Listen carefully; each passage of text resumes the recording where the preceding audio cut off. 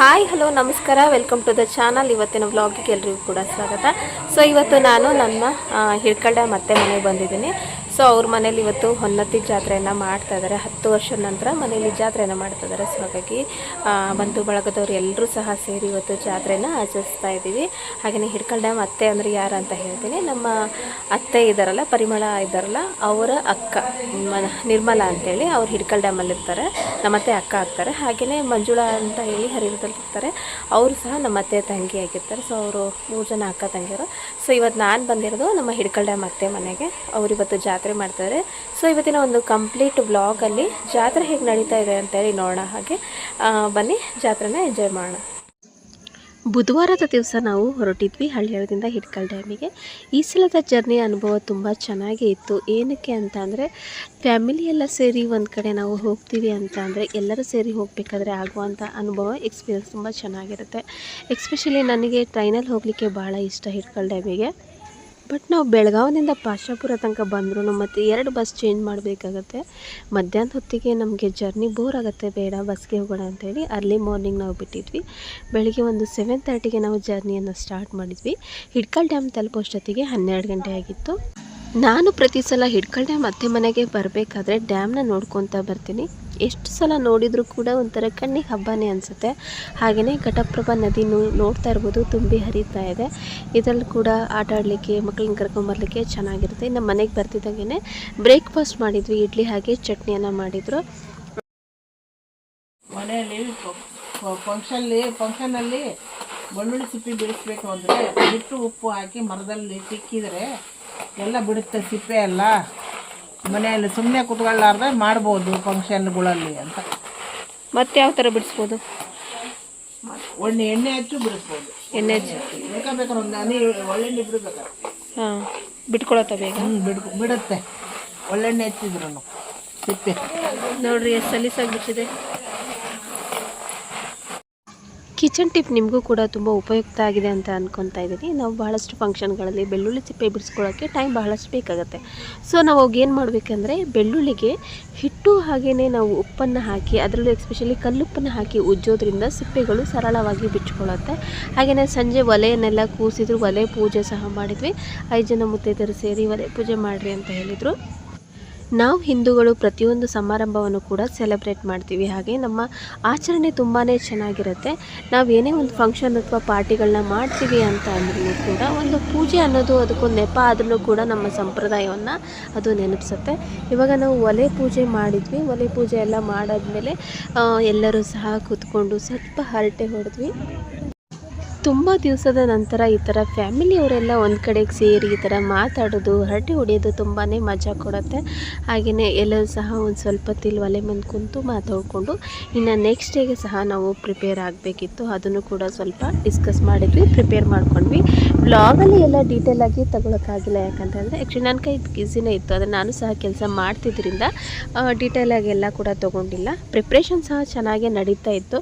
ಇನ್ನು ಇವತ್ತು ನೆಕ್ಸ್ಟ್ ನಾನು ಬುಧವಾರ ಬಂದಿದ್ದಲ್ಲ, ನೆಕ್ಸ್ಟ್ ಅಂದರೆ ಗುರುವಾರ ಹೋಳಿಗೆಯನ್ನು ಈ ಥರ ರೆಡಿ ಮಾಡ್ಕೊತಾ ಇದ್ದೀವಿ. ಪಡ್ಲಿಗೆ ತುಂಬೋದಿತ್ತು, ಹಾಗಾಗಿ ರೆಡಿ ಮಾಡ್ತಾಯಿದ್ದೀವಿ. ಇದನ್ನು ಕೂಡ ಒಂಥರ ಖುಷಿಯಿಂದನೇ ಎಂಜಾಯ್ ಮಾಡ್ಕೊತ ಮಾಡಿದ್ವಿ. ಏನಕ್ಕೆ ಅಂತಂದರೆ ಮಾಮೂಲಿ ದಿನಗಳಲ್ಲಿ ನಾವು ಮನೆಯಲ್ಲಿ ಹಬ್ಬ ಮಾಡಬೇಕಾದ್ರೆ ಹೋಳಿಗೆ ಎಲ್ಲ ಸ್ವಲ್ಪ ಪ್ರಮಾಣದಲ್ಲಿ ಮಾಡ್ತೀವಿ. ಬಟ್ ಈ ಥರ ನಾವು ಫಂಕ್ಷನ್ಗಳಿಗೆ ಅಥವಾ ಜಾತ್ರೆಗಳಿಗೆ ಮಾಡಿದಾಗ ಹೆಚ್ಚಾಗಿ ಮಾಡಬೇಕಾಗತ್ತೆ. ಇದರಲ್ಲಿ ನೀವು ಗಮನಿಸ್ಬೋದು, ಯಾರಿಗೂ ಸಹ ಮುಖದಲ್ಲಿ ಸುಸ್ತು, ಆಯಾಸ ಅನ್ನೋದು ಕಾಣಿಸೋದಿಲ್ಲ. ಏನಕ್ಕೆ ಅಂತ ಅಂದರೆ ಎಲ್ಲರೂ ಸಹ ಎಂಜಾಯ್ ಮಾಡ್ಕೊತ ಖುಷಿಯಿಂದ ಎಲ್ಲ ಕೆಲಸವನ್ನು ಹಂಚ್ಕೊಂಡು ಮಾಡೋದ್ರಿಂದ ಎಂಥ ದೊಡ್ಡ ಕೆಲಸ ಆದರೂ ಕೂಡ ಸರಳವಾಗಿ ಮುಗ್ದೋಗ್ಬಿಡುತ್ತೆ. ಈ ಥರ ಇಲ್ಲಿ ಹಿಂದ್ಗಡೆ ಟ್ಯಾಂಕಿ ಕಡೆ ನಾವೆಲ್ಲ ಕೂತ್ಕೊಂಡು ಹೋಳಿಗೆಯನ್ನು ಮಾಡ್ತಾಯಿದ್ವಿ. ನಿರ್ಮಲತೆಗಂತೂ ಸಿಕ್ಕಾಪಟ್ಟೆನೇ ಖುಷಿಯಾಗಿಬಿಟ್ಟಿತ್ತು. ಯಾಕಂತಂದ್ರೆ ಅವ್ರ ಬಳಗ ಎಲ್ಲ ಒಂದೇ ಕಡೆ ಸೇರ್ತಲ್ಲ, ಹಾಗಾಗಿ ತುಂಬ ಹ್ಯಾಪಿಯಾಗಿದ್ದರು. ಇನ್ನು ಎಲ್ಲರೂ ಸೇರಿ ಕೈ ಸೇರಿ ಒಂದೊಂದೇ ಕೆಲಸಗಳನ್ನ ಮಾಡೋದ್ರಿಂದ ಅಡುಗೆನ ಗಡಗಡ ಮುಗಿಸ್ಕೊಂಡ್ವಿ. ಹೋಳಿಗೆನೂ ಸಹ ಮುಗಿಲಿಕ್ಕೆ ಬಂದಿತ್ತು. ದೇವಿಗೆ ಪಡ್ಲಿಗೆ ತುಂಬಲಿಕ್ಕೆ ಸಿಹಿ ಊಟ ಮೊದಲನೇ ದಿನ ಇಟ್ಟಿದ್ರು. ಹಾಗಾಗಿ ಹೋಳಿಗೆ, ಬದನೆಕಾಯಿ ಪಲ್ಯ, ಅನ್ನ, ಹಾಗೆಯೇ ಹೋಳಿಗೆ ಮಾಡಿದ್ದೀವಿ ಅಂದಮೇಲೆ ನಮ್ಮ ಕಡೆ ಸ್ಪೆಷಲಾಗಿ ಹೋಳಿಗೆ ಕಟ್ಟಿನ ಸಾಂಬಾರನ್ನ ಮಾಡೇ ಮಾಡ್ತೀವಿ. ಹೋಳಿಗೆ ಕಟ್ಟಿನ ಸಾಂಬಾರಿಗೂ ಕೂಡ ಎಲ್ಲ ತಯಾರಿ ನಡೀತಾ ಇತ್ತು. ಅಡುಗೆ ಸಹ ಆಗಿದೆ. ನಿಮಗೆಲ್ಲರೂ ಸಹ ಗೊತ್ತಿರೋ ಹಾಗೆಯೇ ಎಲ್ಲ ಕಡೆಯೂ ಕೂಡ ಸಿಲಿಂಡರ್ನ ಸಮಸ್ಯೆ ಆಗಿಬಿಟ್ಟಿದೆ. ಗ್ಯಾಸ್ ಸಿಗ್ತಾಯಿಲ್ಲ ಪ್ರಾಪರ್ ಇನ್ ಟೈಮಿಗೆ. ಸೊ ಹಾಗಾಗಿ ಹಿಂದ್ಗಡೆ ಒಲೆ ಸಹ ಹೂಡಿದ್ರು. ಒಲೆಯಲ್ಲೇ ಅಡುಗೆ ಮಾಡ್ಕೊತ ಬಂದಿದ್ದಾರೆ. ಅಂಬಲಿ ಸಹ ಮಾಡಿದರು. ಈ ಕಡೆ ಎಲ್ಲ ಫಂಕ್ಷನಿಗೆ ಬಂದಾಗ ನಾವು ಮಜ್ಜಿಗೆ ಎಲ್ಲ ಕೊಡ್ತೇವಲ್ಲ ಕುಡಿಲಿಕ್ಕೆ, ಅದೇ ಥರ ಅಂಬಲಿಯನ್ನು ಕುಡಿತಾರೆ ಅಂತ ಹೇಳಿದರು. ಹಾಗಾಗಿ ಅಂಬಲಿಯನ್ನು ಸಹ ಪ್ರಿಪೇರ್ ಮಾಡಿ ಇಟ್ಕೊಂಡಿದ್ದಾರೆ. ಹಿತ್ತಲ ಕಡೆ ನೋಡೋಣ ಅಂತ ಬಂದಿದೆ. ಈ ಥರ ಕರಿಬೇವಿನ ಗಿಡ, ಮಾವಿನಕಾಯಿ ಗಿಡ, ಹಾಗೆಯೇ ಪ್ಯಾರ್ಲೆ ಗಿಡ ಎಲ್ಲ ಸಹ ಇತ್ತು. ಕರಿಬೇವು ಚೆನ್ನಾಗಿ ಬೆಳೆದಿದೆ, ಎಲೆಗಳೆಲ್ಲ ಚೆನ್ನಾಗಿತ್ತು. ಹಾಗೆ ಸ್ವಲ್ಪ ಹೊತ್ತು ಇಲ್ಲಿ ವ್ಯೂನ ಎಂಜಾಯ್ ಮಾಡ್ತಾಯಿದ್ದೆ. ನಿಮಗೂ ಸಹ ವ್ಲಾಗಲ್ಲಿ ತೋರಿಸೋಣ ಅಂತ ಅನಿಸ್ತು, ಹಾಗಾಗಿ ಕರಿಬೇವಿನ ಗಿಡವನ್ನು ತೋರಿಸ್ತಾ ಇದ್ದೀನಿ. ದೊಡ್ಡದಾಗಿರುವಂತಹ ಮರ ಸಹ ಇದೆ. ಹೇಳ್ತಾಯಿದ್ರು ಅದಕ್ಕೆ ಒಂದೆರಡು ಸಲ JCB ಸಹ ಹಚ್ಚಿದ್ರು ಕೂಡ ಚೆನ್ನಾಗಿ ಮತ್ತೆ ಹುಟ್ಟಿ ಬೆಳೆದಿದೆ ಅಂತ ಹೇಳಿದರು. ಇನ್ನು ಪೂಜೆಯ ತಯಾರಿ ಸಹ ಮಂಜುಳತ್ತೆ ಹಾಗೆಯೇ ತೇಜ್, ವೀಣಾ ಎಲ್ಲ ಸೇರಿ ಮಾಡಿದರು. ಇಲ್ಲಿ ಪ್ರತಿಷ್ಠಾಪನೆ ಮಾಡಿರುವುದು ಕಳಶ ಇದೆಯಲ್ಲ, ಇದು ಬಂದುಬಿಟ್ಟು ಹೊನ್ನಮ್ಮ ದೇವಿದು. ಸೊ ಹಾಗಾಗಿ ಹೊನ್ನಮ್ಮ ದೇವಿಗೆ ಕಳಶ ಪ್ರತಿಷ್ಠಾಪನೆ ಮಾಡಿ ಈಗ ಪಡ್ಲಿಗೆಯನ್ನು ತುಂಬ್ತಾ ಇದ್ದಾರೆ. ಸೊ ನಾನು ಫಸ್ಟ್ ಟೈಮು ಈ ಥರ ಪೂಜೆಯನ್ನು ನೋಡ್ತಾ ಇರೋದು. ನಾವು ಯಲ್ಲಮ್ಮ ದೇವಿಗೆ ಪಡ್ಲಿಗೆಯನ್ನು ತುಂಬ್ತೀವಿ. ಹಾಗೆ ಯಾವುದೇ ದೇವಿ ಪೂಜೆ ಆದ್ರೂ ಕೂಡ ನಮ್ಮ ಕಡೆ ಹೆಚ್ಚಾಗಿ ನಾವು ಬೇವಿನ ಸೊಪ್ಪನ್ನು, ಮಾವಿನ ಸೊಪ್ಪನ್ನು ಹಾಕುವಂಥದ್ದು ವಾಡಿಕೆಯಾಗಿರುತ್ತೆ.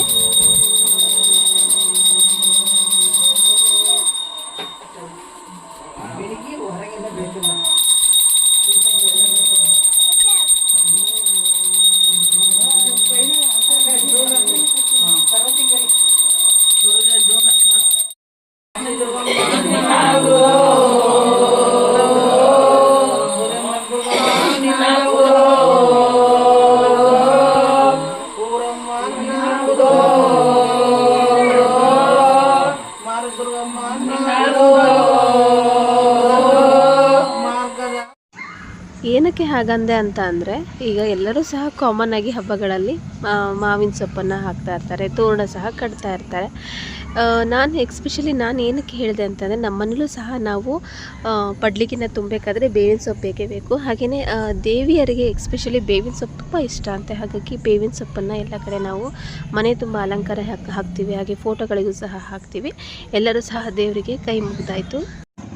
ಆಲ್ರೆಡಿ ಭಾಳಷ್ಟು ಜನ ನೆಂಟರು ಬಂದಿದ್ದರಿಂದ ಸ್ವಲ್ಪ ರಿಕ್ ಸಹ ಆಗಿತ್ತು. ಹಾಗಾಗಿ ವಿಡಿಯೋದಲ್ಲಿ ಎಲ್ಲರನ್ನೂ ಸಹ ಕವರ್ ಮಾಡೋಕ್ಕಾಗಲಿಲ್ಲ. ಲೇಟರ್ ಸ್ವಲ್ಪ ನಾನು ಪಡ್ಲಿಗೆ ಎಲ್ಲ ಯಾವ ಥರ ತುಂಬಿದ್ದಾರೆ ಅಂಥೇಳಿ ವಿಡಿಯೋದಲ್ಲಿ ವ್ಲಾಗಲ್ಲಿ ತೊಗೊತಾ ಇದ್ದೀನಿ. ದೇವ್ರ ಕಳಶ ಪ್ರತಿಷ್ಠಾಪನೆ ಮಾಡಿದ್ರಲ್ಲ ಈ ಥರ, ಅದ್ರ ಪಕ್ಕದಲ್ಲೇ ಪಡ್ಲಿಗೆಯನ್ನು ಸಹ ತುಂಬಿದ್ದಾರೆ. ಹಾಗೆ ನಿರ್ಮಲತೆ ಜಾತ್ರೆಗೆ ಇನ್ವೈಟ್ ಮಾಡಿದ್ರಲ್ಲ ಅವರಿಗೆ ಅಯ್ಯರ್ ಸಹ ಮಾಡ್ತಾ ಇದ್ದಾರೆ. ಅಯ್ಯರೆಲ್ಲ ಮುಗ್ದಾದ್ಮೇಲೆ ಸ್ವಲ್ಪ ಆರತಿ ಮಾಡೋಣ ಅಂತ ಹೇಳಿದರು. ಹಾಗಾಗಿ ಆರತಿಯನ್ನು ಸಹ ಮಾಡ್ತಾಯಿದ್ದೀವಿ. ಮನೆ ದೇವಿಗೆ ಪೂಜೆ ಮಾಡಿದ್ಮೇಲೆ ಮತ್ತು ಊರಿನ ದೇವಿಯರಿಗೆ ಬಿಡೋಕ್ಕಾಗೋದಿಲ್ಲ. ಕರಿಯಮ್ಮ ದೇವಿ, ದುರ್ಗಾದೇವಿ ಎಲ್ಲರಿಗೂ ಅವರಿಗೂ ಸಹ ನಾವು ಉಲ್ಪಿ ಸಾಮಾನು ಅಥವಾ ಏನು ಹೇಳ್ತಾರೆ ಅಂತಂದರೆ, ನಾವು ಉಡಿ ತುಂಬೋದು, ಬಾಗಿನ ಕೊಡೋದು ಅಂತ ಹೇಳ್ತಾರಲ್ಲ, ಅದೇ ಥರ ನಮ್ಮ ಕಡೆ ಉಲ್ಪಿ ಸಾಮಾನುಗಳನ್ನ ಕಟ್ಟಿಕೊಡ್ತೀವಿ ಗ್ರಾಮ ದೇವಿಯವರಿಗೆ. ಕರಿಯಮ್ಮನ ದೇವಸ್ಥಾನಕ್ಕೆ ಕೊಡಲಿಕ್ಕೆ ಈ ಥರ ಎಲ್ಲ ರೆಡಿ ಮಾಡ್ತಾ ಇದ್ದಾರೆ. ಒಂದು 5 ಉಲ್ಪಿ ಸಾಮಾನುಗಳನ್ನ ರೆಡಿ ಮಾಡ್ತಾ ಇದ್ದಾರೆ.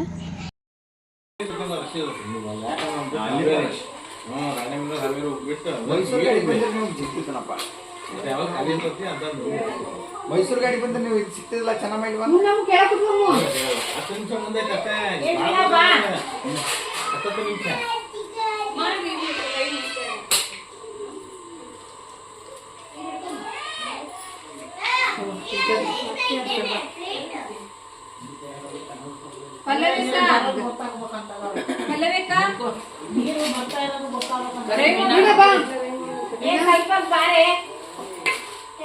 ಒದಗಿದ್ದಿರೋ ಚೆನ್ನಾಗಿ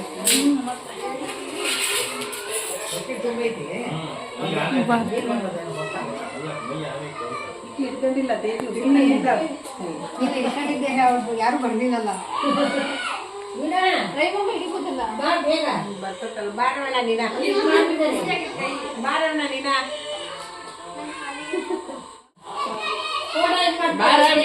ಏನ್ ಮಾಡ್ತಿರ್ತಾಳ ಊಟ ಮಾಡ್ತಾರ, ಆರತಿ ಮಾಡೋಣ ಹಿಡ್ಕೊ, ಆರತಿ ಹಿಡ್ಕೊ.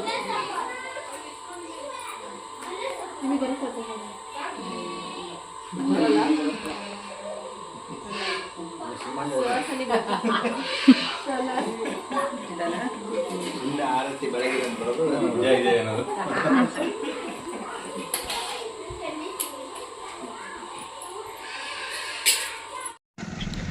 ಎಲ್ಲ ಕಾರ್ಯಕ್ರಮ ಎಲ್ಲ ಮುಗಿಸ್ಕೊಂಡು ಈಗ ಊಟಕ್ಕೆ ಅಂತ ಕೂತ್ಕೊಂಡಿದ್ದೀವಿ. ನೀವು ನೋಡ್ತಾ ಇರ್ಬೋದು, ಅನ್ನ, ಸಾರು, ಪಲ್ಯ ಹಾಗೆ ಹೋಳಿಗೆನ ರೆಡಿ ಮಾಡಿಕೊಂಡು ಊಟಕ್ಕೆ ಕೂತ್ಕೊಂಡಿದ್ವಿ. ನಾವು ಆ್ಯಕ್ಚುಲಿ ಮಧ್ಯಾಹ್ನ ಬಡ್ಕುಂದ್ರಿ ಹೊಳೆಯಮ್ಮನ ದೇವಸ್ಥಾನಕ್ಕೆ ಹೋಗೋಣ ಅಂತೇಳಿ ಪ್ಲ್ಯಾನ್ ಮಾಡ್ಕೊಂಡಿದ್ವಿ. ಹಾಗಾಗಿ ಫಸ್ಟ್ ಪಂಕ್ತಿಯಲ್ಲಿ ನಾವೇ ಎಲ್ಲ ಕೂತ್ಕೊಂಡು ಊಟವನ್ನು ಸಹ ಮುಗಿಸ್ಕೊಂಡ್ವಿ. ನಾನು ಶಿವ ಅವ್ರಿಗೆ ಹೇಳಿದ್ದೆ, ಆರೆ ಹಾಗೆ ಬಂಟು ಇಬ್ಬರು ಬೇಡ, ಮನೇಲಿ ಇರಲಿ, ಊಟ ಮಾಡಿದ್ರಲ್ಲ ಮಲ್ಕೊತಾರೆ ಅಂತೇಳಿ ಅವ್ರಿಗೆ ಬಿಟ್ಟು ನಾವು ಬಡ್ಕುಂದ್ರಿ ಹೊಳೆಯಮ್ಮನ ದೇವಸ್ಥಾನಕ್ಕೆ ಹೋಗ್ತಾ ಇದ್ದೀವಿ. ಇದು ನೀವು ನೋಡ್ತಾ ಇರೋವಂಥದ್ದು ಬಡ್ಕುಂದಿ ಕ್ರಾಸ್ ಅಂತ ಹೇಳ್ತಾರೆ. ಹಾಗೆಯೇ ಹಿಡ್ಕಲ್ ಡ್ಯಾಮಿಂದ ಬಡ್ಕುಂದಿ ಹೊಳೆಯಮ್ಮನ ದೇವಸ್ಥಾನಕ್ಕೆ 12 ಕಿಲೋಮೀಟರ್ ಆಗುತ್ತೆ. ಬಡ್ಕುಂದಿ ಕ್ರಾಸಿಗೆ ಬಂದುಬಿಟ್ಟು 10 ಕಿಲೋಮೀಟರ್ ಆಗುತ್ತೆ. ಇದು ಬಂದುಬಿಟ್ಟು ಹುಕ್ಕೇರಿ ತಾಲೂಕಲ್ಲಿರುವಂತಹ ಒಂದು ಶಕ್ತಿಪೀಠ ಆಗಿದೆ. ಸೊ ನಾವು ಹುಕ್ಕೇರಿಯಿಂದ ಬಡ್ಕುಂದಿ ಹೊಳೆಯಮ್ಮನ ದೇವಸ್ಥಾನಕ್ಕೆ ಬರ್ತೀವಿ ಅಂದರೆ 10 ಕಿಲೋಮೀಟರ್ ಆಗುತ್ತೆ. ಈಚ್ ಎರಡೂ ಕಡೆಯೂ ಕೂಡ 10 ಕಿಲೋಮೀಟರ್ ಆಗುತ್ತೆ. ಸೊ ನಾವು ಹೇಗೆ ಬರಬೇಕು ಅಂತಂದರೆ ಹಿಡ್ಕಲ್ ಡ್ಯಾಮಿಂದ ಬಸ್ ಹತ್ಕೊಂಡು ಅಥವಾ ಓನ್ ವೆಹಿಕಲ್ ಆದರೂ ಕೂಡ ಬಡ್ಕುಂದಿ ಕ್ರಾಸಿಂದ ನಾವು ನೆಕ್ಸ್ಟು ಬಡ್ಕುಂದ್ರಿ ಹೊಳೆಯಮ್ಮನ ದೇವಸ್ಥಾನಕ್ಕೆ ಬರಬೇಕಾಗುತ್ತೆ. ಮಿಡ್ಲಲ್ಲಿ ನಮಗೆ ಯರ್ನಾಳ ಅಂತೇಳಿ ಒಂದು ಊರು ಸಹ ಸಿಗುತ್ತೆ. ಯರ್ನಾಳ, ಯರಗಟ್ಟಿ ಇವೆಲ್ಲ ಊರುಗಳು ಸಹ ಸಿಗುತ್ತೆ. ಸೊ ನಾವು ಒಂದು ಬಸ್ ಸ್ಟ್ಯಾಂಡ್ ಮನೆ ಎದುರುಗಡೆ ಇರೋದ್ರಿಂದ ಊಟ ಮಾಡ್ಕೊಂಡು ಹೊರಗೆ ಬರ್ತಿದ್ದಂಗೆ ಬಸ್ ಸಹ ಸಿಕ್ತು ನಮಗೆ. ಬಡ್ಕುಂದ್ರಿ ಹೊಳೆಯಮ್ಮನ ದೇವಸ್ಥಾನದ ಬಗ್ಗೆ ಒಂದು ಕಂಪ್ಲೀಟ್ ಡೀಟೇಲ್ ಬ್ಲಾಗ್ನ ಸಹ ನಾನು ಹಾಕಿರ್ತೀನಿ. ಯೂಟ್ಯೂಬ್ ಚಾನಲಲ್ಲಿ ಹೋಗಿ ಚೆಕ್ ಮಾಡಿದರೆ ನಿಮಗೆ ಸಿಗುತ್ತೆ. ಹೋದ ವರ್ಷ ಮೇ ಬಿ 2 ಇಯರ್ಸ್ ಹಿಂದೆ ನಾವು ಈ ಸಹ ದೇವಸ್ಥಾನಕ್ಕೆ ಬಂದಿದ್ವಿ. ಇವಾಗ ಮತ್ತೆ ಬರ್ತಾ ಇದ್ದೀವಿ. ಅಂದರೆ ಮಂಜುಳಾ ಅತ್ತೆಯವರ ಸಿಸ್ಟರ್ ಅಂದರೆ ನಾದ್ನಿಯರು ನೋಡಿರಲಿಲ್ಲಂತೆ, ಹಾಗಾಗಿ ನೋಡೋಣ ಅಂತೇಳಿ ಕರ್ಕೊಂಬಂದರು. ಅವ್ರ ಜೊತೆಗೆ ನಾವು ಸಹ ಬಂದಿದ್ದೀವಿ. ನೀವು ನೋಡ್ತಾ ಇರ್ಬೋದು, ದೇವಸ್ಥಾನ ನೋಡಲಿಕ್ಕೆ ತುಂಬ ಚೆನ್ನಾಗಿದೆ. ಹೊಳೆಯಲ್ಲಿ ಸಿಕ್ಕಿರುವಂತಹ ದೇವಿ ಆಗಿರೋದ್ರಿಂದ ಹೊಳೆಯಮ್ಮ ದೇವಿ ಅಂತೇಳಿ ಕರೀತಾರೆ. ಹಾಗೆಯೇ ಲಕ್ಷ್ಮೀ ದೇವಿ ಅಂತ ಸಹ ಕರೀತಾರೆ. 6 ಮುಖ ಇರುವಂತಹ ದೇವಿ ಇದು. ನೋಡಲಿಕ್ಕೆ ತುಂಬ ಅದ್ಭುತವಾಗಿರುವಂಥ ದೇವಸ್ಥಾನದ ಒಳಗಡೆ ಎಂಟ್ರ್ ಆಗ್ತಿದ್ದಂಗೆ ಇಲ್ಲಿ ಹೊರಗಡೆ ತೊಟ್ಲು ಸಹ ಇದೆ. ತೊಟ್ಲನ್ನು ತೂಗಿ ನಾವು ಒಳಗೆ ಹೊರಟ್ವಿ.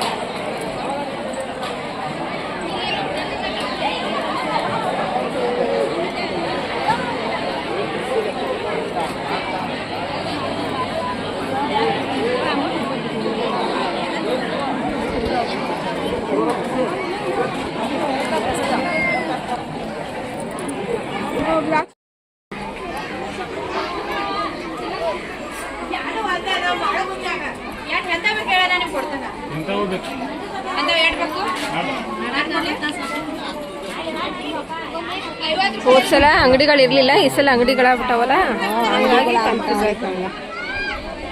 ನೀರು ಅಷ್ಟು ಚೆನ್ನಾಗಿಲ್ಲ. ಹೌದು, ಮೊನ್ನೆ ಯಾವಾಗ ನೀರು ಇರ್ತಲ್ಲ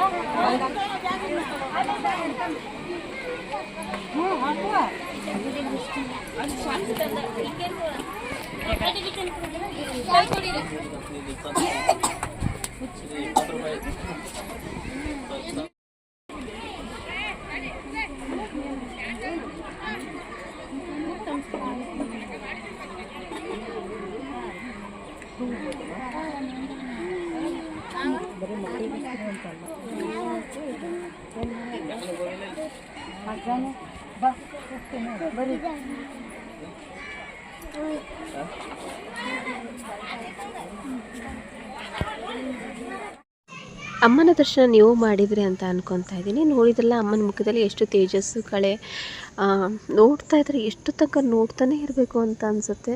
ಅಷ್ಟು ಚೆನ್ನಾಗಿದೆ ಅಮ್ಮನ ಮೂರ್ತಿ. ಹಾಗೆಯೇ ನಮಗೆ ದೇವರ ಪ್ರಸಾದ ಸಹ ಸಿಕ್ತು. ಜಾತ್ರೆ ಪರ್ಪಸ್ ಇತ್ತು ಅಥವಾ ಏನಂತ ಗೊತ್ತಿಲ್ಲ, ನಾನು ವಿಚಾರಿಸೋಕ್ಕಾಗಲಿಲ್ಲ. ಸೊ ಅಲ್ಲಿ ಸ್ವಲ್ಪ ಒಂದು ಪ್ಲೇಟಲ್ಲಿ ಪ್ರಸಾದವನ್ನು ತೊಗೊಂಡು ಎಲ್ಲರೂ ಸಹ ತಿಂದು ಈಗ ನೆಕ್ಸ್ಟ್ ನಾವು ಮತ್ತೊಂದು ದೇವಸ್ಥಾನಕ್ಕೆ ಹೋಗಬೇಕು ಅಂತೇಳಿ ಡಿಸೈಡ್ ಆದ್ವಿ. ಆ್ಯಕ್ಚುಲಿ ಮಂಜುಳಾ ಅತ್ತೆ ಹೇಳಿದಾಗ ನನಗೆ ಆ ಪ್ಲೇಸ್ ಬಗ್ಗೆ ಏನೂ ಸಹ ಗೊತ್ತಿರಲಿಲ್ಲ. ನಾನು ನೋಡಿಲ್ಲ ಅಂತ ಅಂದ್ಕೊಂಡೆ ಆ ಪ್ಲೇಸಿಗೆ ಹೋಗಿದ್ದೆ. ಬಟ್ ಆ್ಯಕ್ಚುಲಿ ಪ್ಲೇಸನ್ನು ನಾನು ಮುಂಚೆನೇ ನೋಡಿದ್ದೆ. ಸೊ ನಾವೀಗ ಸೆಕೆಂಡ್ ಬಂದಿರೋ ಪ್ಲೇಸ್ ಬಂದುಬಿಟ್ಟು ಯರ್ನಾಳದಲ್ಲಿರುವಂಥ ಕಾಳಿಕಾ ದೇವಿ ದೇವಸ್ಥಾನಕ್ಕೆ ಬರ್ತಾ ಇದ್ದೀವಿ. ಸೊ ಇದಕ್ಕೆ ಬಂದುಬಿಟ್ಟು ರೂಟ್ನ ನಾನು ಮುಂಚೆನೇ ಹೇಳಿದ್ನಲ್ಲ, ಹುಡ್ಕಲ್ ಡ್ಯಾಮಿಂದ ನಾವು ಬರಬೇಕಾದ್ರೆ ಯರ್ನಾಳ್ ಅಂತ ಸಿಗುತ್ತೆ. ಸೊ ಹಿಡ್ಕಲ್ ಡ್ಯಾಮಿಂದ 8 ಕಿಲೋಮೀಟ್ರ್ ಆಗುತ್ತೆ ಅನಿಸುತ್ತೆ ಮೋಸ್ಟ್ ಪ್ರಾಬಬ್ಲಿ. ಇಲ್ಲಿ ಸಹ ಕಾಳಿಕಾ ದೇವಿ ದೇವಸ್ಥಾನ ಇದೆ. ನೋಡಲಿಕ್ಕೆ ತುಂಬ ಚೆನ್ನಾಗಿದೆ. ನೀವು ನೋಡ್ತಾ ಇರ್ಬೋದು, ಡೀಪಾಗಿ ತೋರಿಸ್ತೀವಿ ಅಮ್ಮನವ್ರ ಮುಖನ. ಸ್ವಲ್ಪ ಕತ್ತು ವಾಲಿದೆ ಸೈಡಿಗೆ. ಏನು ಮುಖದಲ್ಲಿ ತೇಜಸ್ಸು ನೋಡ್ತಾ ಇರ್ಬೋದು. ನಾಲಿಗೆ ಸಹ ಉದ್ದವಾಗಿ ಚಾಚಿದ್ದಾರೆ. ಹಾಗೆಯೇ ನಾವು ಈ ವಿಡಿಯೋ ಮಾಡಬೇಕಾದ್ರೆ ಹಾಗೆಯೇ ಅಮ್ಮನವ್ರ ಮುಖವನ್ನು ನೋಡಬೇಕಾದ್ರೆ ಮಂಜುಳಾ ಅತ್ತೆ ಹೇಳಿದರು, ಕಾಳಿಕಾ ದೇವಿಗೆ ತುಂಬ ಕೋಪ, ಅಂದರೆ ಅವ್ರ ಕೋಪನ ತಡ್ಕೊಳ್ಳೋದಕ್ಕೆ ಯಾರ ಕಡೆಯಿಂದನೂ ಸಾಧ್ಯ ಇರೋದಿಲ್ಲ. ಹಾಗಾಗಿ ಅಮ್ಮನ ತೀಕ್ಷ್ಣ ದೃಷ್ಟಿ ಯಾರ ಮೇಲೂ ಬೀಳಬಾರ್ದು ಅಂತೇಳಿ ಅಮ್ಮ ಮುಖ ಆ ಕಡೆ ಮಾಡ್ಕೊಂಡಿದ್ದಾರೆ ಅಂತ ಹೇಳಿದರು. ಅದು ಸಹ ನಿಜವಾಗಿರ್ಬೋದು. ಹಾಗೆಯೇ ತಾಯಿ ಎಷ್ಟೇ ಉಗ್ರ ಸ್ವರೂಪಿಣಿ ಆಗಿದ್ರೂ ಕೂಡ ಅವ್ರ ಮುಂದೆ ನಿಂತು ನಾವು ಕೈ ಮುಗಿದು ಬೇಡ್ಕೊಂಡ ತಕ್ಷಣ ನಾವು ಚಿಕ್ಕ ಮಕ್ಕಳಾಗ್ಬಿಡ್ತೀವಿ. ಇನ್ನು ಇದು ಬಂದುಬಿಟ್ಟು ಒಂದು ಆಂಗ್ಲ ಮಾಧ್ಯಮ ಶಾಲೆ ಸಹ ಆಗಿದೆ, ಇಂಗ್ಲೀಷ್ ಮೀಡಿಯಮ್ ಸ್ಕೂಲ್ ಆಗಿದೆ. ಸೊ ಇಲ್ಲಿ ನೀವು ನೋಡ್ತಾ ಇರ್ಬೋದು ಆಶ್ರಮ ಇದೆ, ಹಾಗೆ ಅದರ ಆಪೋಸಿಟ್ ಕಾಲೇಜ್ ಹಾಗೆ ಸ್ಕೂಲ್ ಸಹ ಇದೆ. ಇದರಲ್ಲಿ ಸಹ ಒಂದಿಷ್ಟು ಗಾರ್ಡನ್ ಸಹ ಎಲ್ಲ ಮಾಡಿದ್ದಾರೆ. ಅದನ್ನು ಸಹ ನೋಡ್ಕೊಂಡು ಹೋಗೋಣ ಅಂತೇಳಿ ಒಳಗಡೆ ಬಂದ್ವಿ.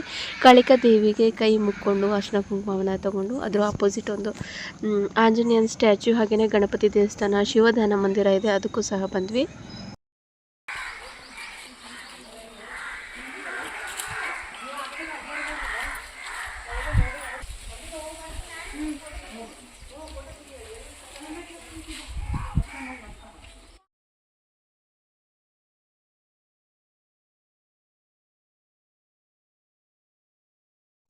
ವ್ಲಾಗ್ ಮಿಡ್ಲಲ್ಲಿ ನಿಮಗೆ ಹೇಳಿದ್ದೆ ನಾನು ಯರ್ನಾಳದ ದೇವಸ್ಥಾನ ಮುಂಚೆನೇ ನೋಡಿದ್ದೆ ಅಂಥೇಳಿ. ಸೊ ಯಾವಾಗ ನೆನಪಾಯಿತು ಅಂತ ಅಂದರೆ ಈ ಆಂಜನೇಯನ ಸ್ಟ್ಯಾಚ್ಯೂ ನೋಡಿದ ತಕ್ಷಣ ಗೊತ್ತಾಯಿತು. ಒಂದು ಸಲ ಪಲ್ಲವಿ ಅಕ್ಕ, ನಾನು ಹಾಗೆ ನಮ್ಮ ಮನೆಯವರು ಸ್ಕೂಟಿ ಮೇಲೆ ಬಂದಿದ್ವಿ. ಹಾಗೆಯೇ ಇಲ್ಲಿಂದ ಸ್ವಲ್ಪ ಮುಂದೆ ಹೋದರೆ ಒಂದು ದರ್ಗಾ ಸಹ ಇದೆ. ಮೋಸ್ಟ್ಲಿ ಅಲ್ಲಿ ಒಂದು ಕಲ್ಲು ಸಹ ತಿರುಗತ್ತೆ. ಅಲ್ಲಿ ನಾವು ಕೂತ್ಕೊಂಡು ಬೇಡ್ಕೊಂಡ್ರೆ ನಮ್ಮ ಮನಸ್ಸಲ್ಲಿ ಅಂದ್ಕೊಂಡಿರೋದು ಆಗತ್ತೆ ಅಂದರೆ ಕಲ್ಲು ಸಹ ತಿರುಗುತ್ತೆ. ಇನ್ನು ಎಲ್ಲ ದೇವಸ್ಥಾನಕ್ಕೆಲ್ಲ ಮುಗಿಸ್ಕೊಂಡು ಮನೆಗೆ ಬರೋಷ್ಟೊತ್ತಿಗೆ ಸಂಜೆ ಆಗಿತ್ತು. ಸ್ವಲ್ಪ ಮಳೆ ಸಹ ಬಂತು. ಇನ್ನು ಮನೆಗೆ ಬರ್ತಿದ್ದಂಗೆ ಒಂದು ಬರ್ತ್ಡೇ ಸೆಲೆಬ್ರೇಷನ್ ಸಹ ಇತ್ತು.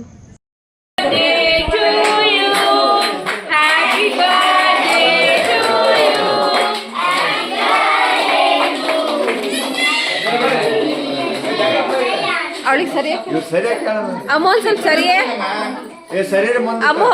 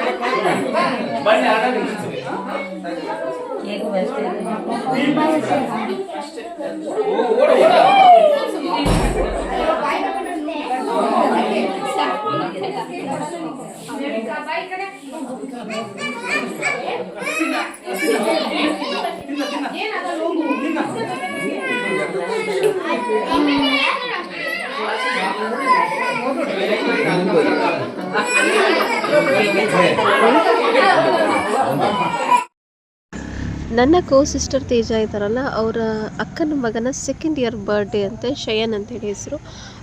ಸೊ ಅವ್ರ ಬರ್ಡೇ ಸೆಲೆಬ್ರೇಟ್ ಸಹ ಮಾಡಿದ್ವಿ. ಎಲ್ಲರೂ ಸೇರಿ ಕೇಕ್ ಕಟಿಂಗ್ ಆಯಿತು.